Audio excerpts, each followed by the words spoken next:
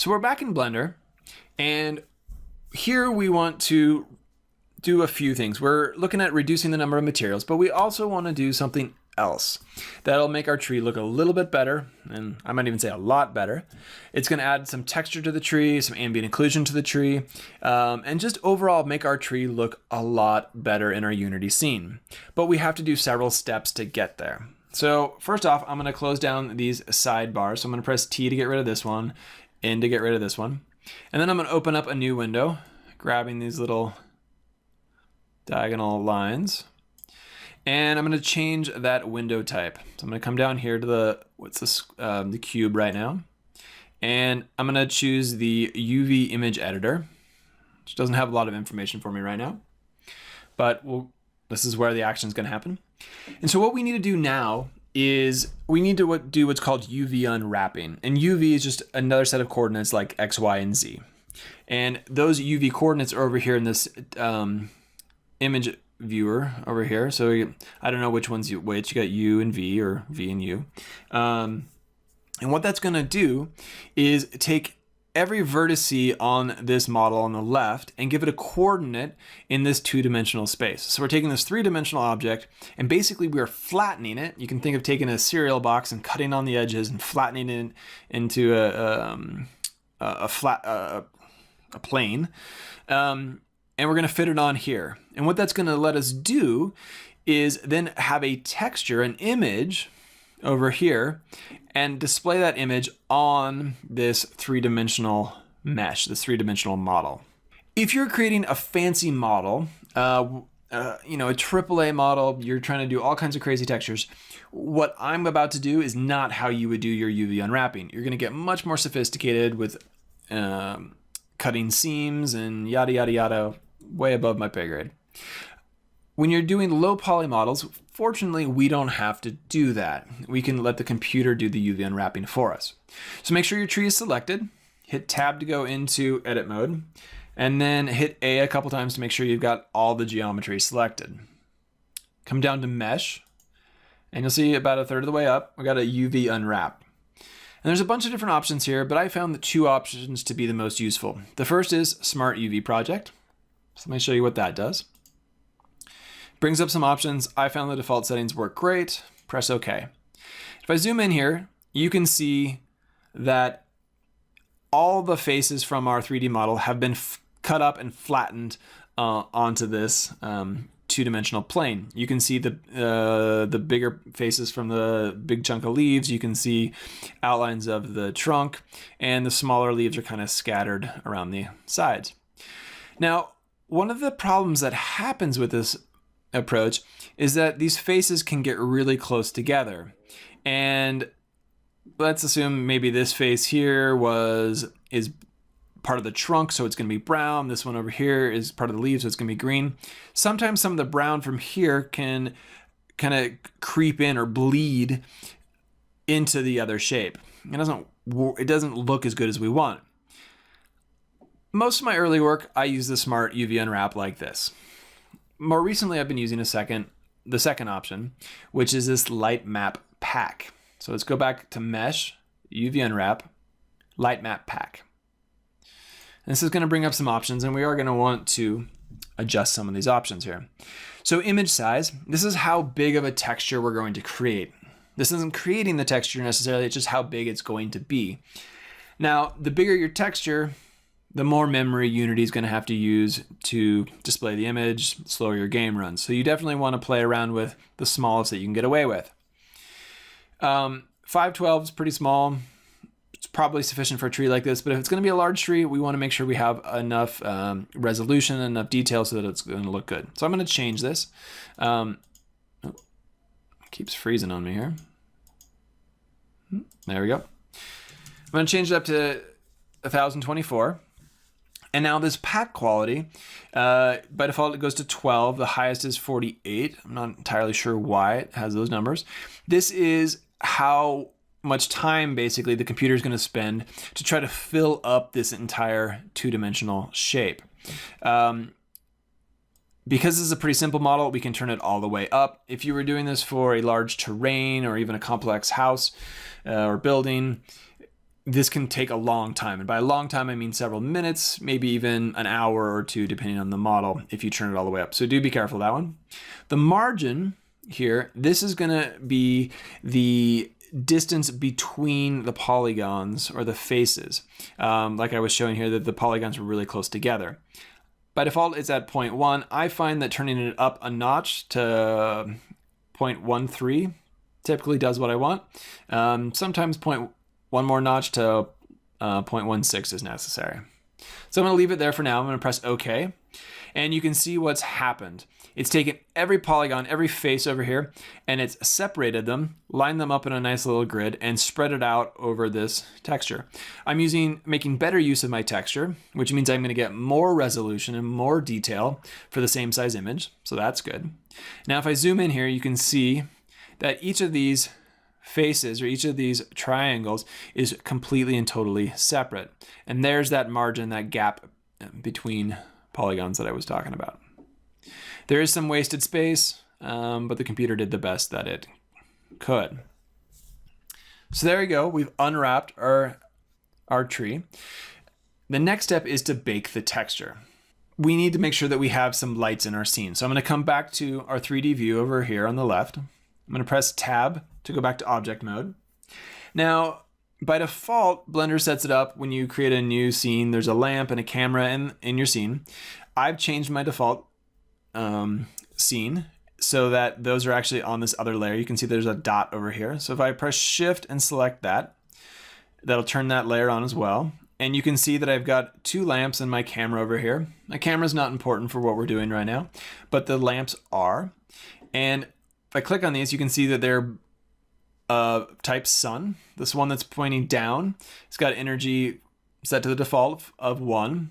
The one that's pointing up is again a sun, but its energy is much lower at 0.2. And the reason I have one pointing up is to light the lower faces down here. If I didn't have that, all these lower faces would be black or at least very, very dark. And that's not what I want. They can be a little bit shaded because that's how they're going to look good that way, but I don't want them totally dark. Okay, so set up your lamps the way you like. It's going to take a little bit of trial and error, a little bit of experimentation. I find that for most scenes, most models, this works pretty well. Once you've got your lamp set up, we're going to come over to our camera tab over here. Click on the camera, and down at the bottom, there's a bake option. So we're going to expand that option and scroll down. And again, there's lots and lots of options here, but I found the default ones work pretty well. What you might be interested in looking at is the bake mode. So by default, it's set to full render. If you click on there, you get a whole bunch of options. You can play around and see what's going on. There's definitely some useful options there. I'm gonna leave it at full render.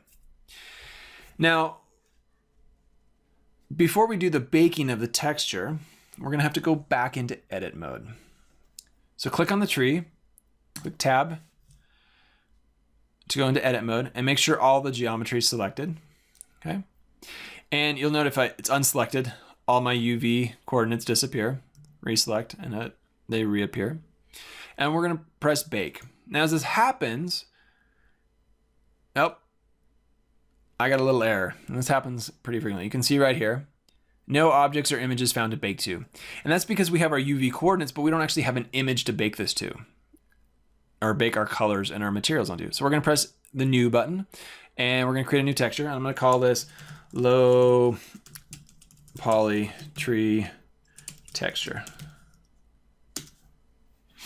Make sure it's the dimensions that we want, 1024 by 1024.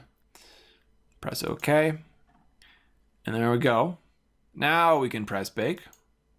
And what you'll see happening is that each of these faces is having color baked to it, if you will.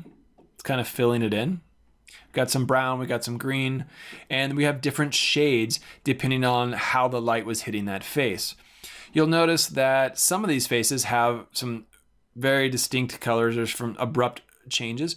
And what's happening here is probably this dark portion is obscured by some other geometry. So there's not a lot of light getting to this part, whereas this part here may be fully exposed to the light and therefore shows up as a brighter green.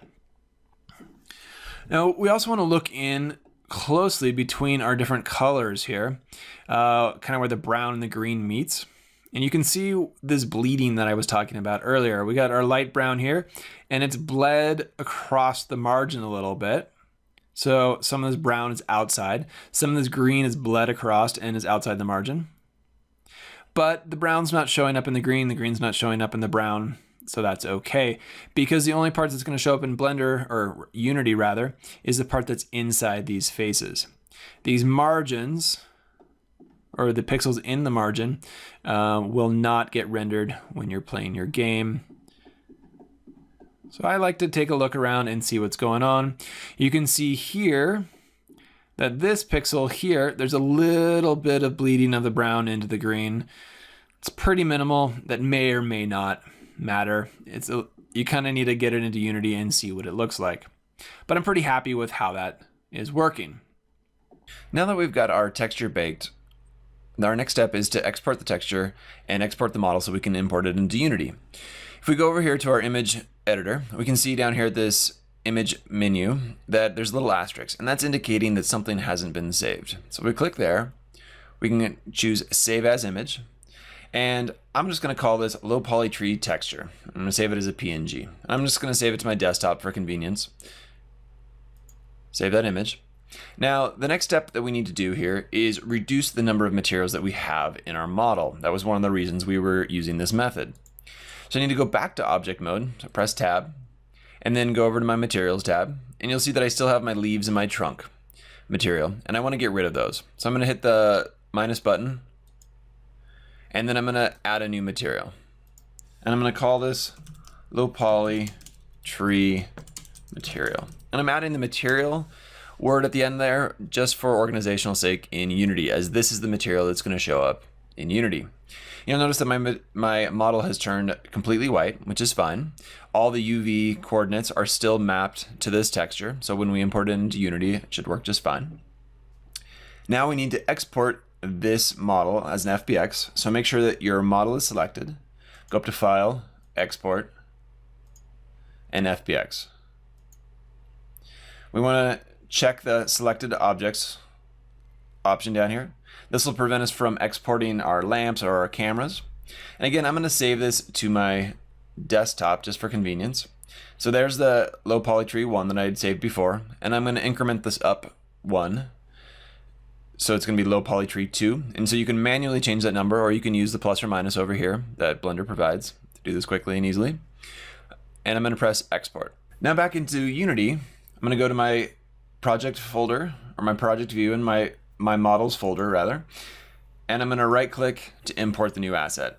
I'm going to go find that low poly tree, my very messy desktop. I'm going to import that, and I can drag and drop that into my scene now. If we look at the materials, we've got our low poly tree material, but there's no texture in the albedo channel, so we need to import that as well. We can go down to our texture folder. Again, I'm just using separate folders for organization. I'm going to right click, import new asset, and I'm going to find that low poly tree texture here. I think it's actually this one. You can see I've got a couple copies going on. I'm then going to take that texture and drag and drop it onto my tree, and there we have our nice baked colors. You can see a comparison of how Unity's lighting them. And sure, the colors are different. I could adjust the one on the left to be more like the right, or vice versa. But the way Unity is lighting this new tree on the right with the UV coordinates and this texture is much better. It's a softer light. I think it's much better. If you download a lot of low poly assets off of the Unity Asset Store, they'll typically be done like the one on the left. The one on the right is a little bit more difficult to create, a little bit more difficult to modify, but I think it looks much better and it's worth the time. If I click on that new model and look at the material, you can see that that texture is now sitting in the albedo channel, and I still have a tint here. I can make it brighter, I can make it darker, and I can tint it a different color, but I can no longer control the colors of the leaves and the trunk separately. That's a trade-off for having one material. It's a trade-off for having better lighting.